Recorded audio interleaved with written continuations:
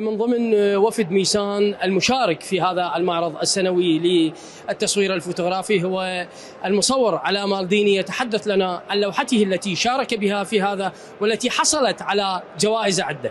السلام عليكم أستاذ علاء. شلونك؟ شلون صحتك؟ أهلا بكم وأنتم من ميسان الثورة، ميسان المعاناة. اليوم بماذا شارك علاء؟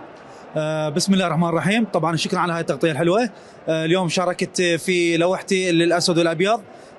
حصلت على هذه الشهادة التقليدية الاتحاد العالمي للتصوير الفوتوغرافي، حصلت عليها وكل فخر والحمد لله يعني، وكلش أنا فرحان بهاي وسعيد يعني.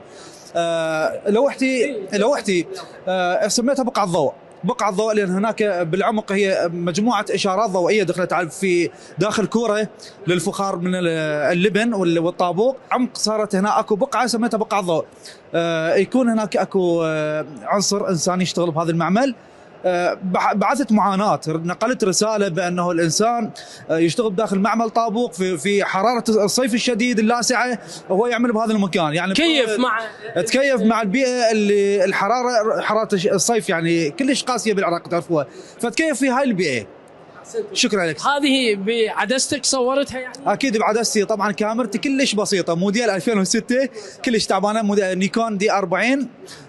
بس المصور هنا ما يوقف على على نوعية الكاميرا. الكاميرا مسؤولة عن جودة الصورة فقط، أما وعين المصور، أما ما بعد الكاميرا هو اللي يكون يختار الزاوية ويختار الإضاءة، يختار الضوء اللي هنا، هو يكون مصور سيد الإبداع، وليس الكاميرا هي سيدة الإبداع. الكاميرا عليها تنقل فقط صورة وانتهى الموضوع. المصور يكون مصور في كل مجالاته.